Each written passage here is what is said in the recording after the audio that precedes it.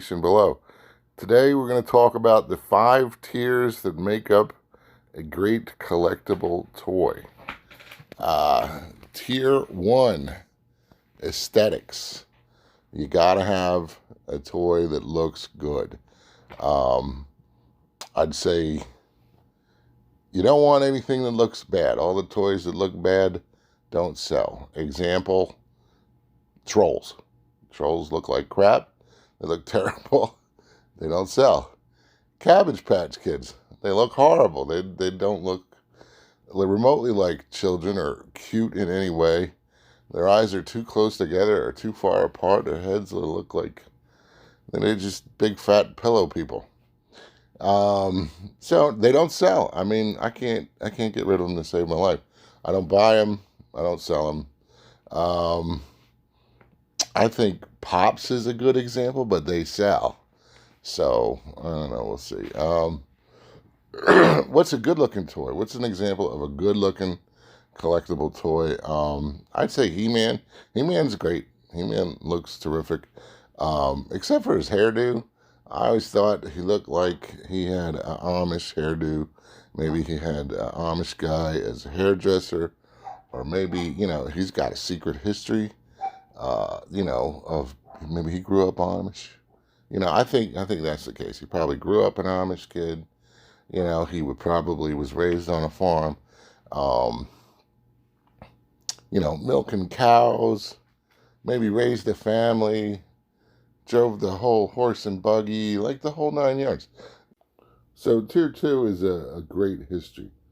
A toy with a great history just adds so much to it. It's so much better than just cute or cool looking. You can really get into the history, and it just opens up a world of information that you can dive into and people you can talk to about it. And it just makes everything richer. I think a good example of this is Star Wars and G.I. Joe. Obviously, both of these have a great long history. Both the history of the toys, the history of the entertainment. Even G.I. Joe has it's based on real U.S. military stuff.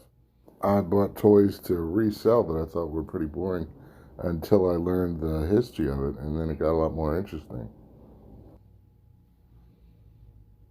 And then tier 3 is quality. Now, I would have come up with this if it wasn't for the recent problems with NECA and all these other toy brands that are charging, an arm and a leg, and then the toy breaks just taking it out of the box. I'm hearing about that all the time. I see it with a lot of the stuff I buy, and it's just terrible. So that's really, anything should be that way. If you can't get something that doesn't even work, you can't even stand it up, what good is that? So that's an issue. That's a tier. Tier 4 is rarity. And rarity, it's like that's what creates the hunt. And to me, that's more interesting than most of the other stuff is the finding the toy. I always think finding the toy is the hunt is better than the toy. Not in every case. Some toys are definitely better than the hunt and, will have enjoyment that lasts for years. But usually once I found it, it's fun for a week or two, and then I forget about it, and it's on to the next toy. So that's rarity. That's a challenge. If you can just walk into Walmart and buy it, that's not nearly as satisfying as if you tracked it down at a flea market, or if you called a bunch of people, and wheeled and dealed and traded something. That's so much more fun. And then that just adds to the fun of the toy and the history of the toy, really. At least for you, the history. Excuse me. And then on top of that is value. Value is, how much money is it worth? And, I don't think, I think if it's too much money, that actually can hurt a collectible. But, if it's worth more money than it was when you paid for it, and it's worth enough money that it takes effort to get it and not everybody can have it, then that definitely adds to the value of the toy. Yeah, it's bragging rights, and You know, we're not supposed to be like that, but hey, that's the way it is. And it's an investment too. If you can stash that thing away and sell it another day, and you know, buy a better toy or spend it on a vacation or something like that, that really adds to the value of your collector.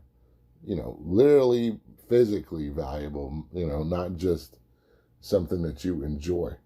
Um, so why did I make this list?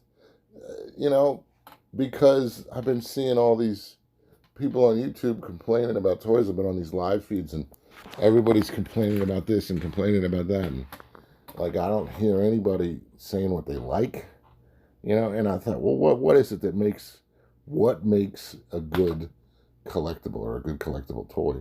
So I came up with this stuff, and I don't think it's useful for anything. I don't think, oh, well, you know, I'm going to go with my list and I won't buy it if it doesn't match any of this stuff. It's just something fun to think about, something fun to talk about. But I do think if you look at your collection and you pick, you know, the best toy you got, I'll bet you it hits all 5 marks, or at least 3 or 4.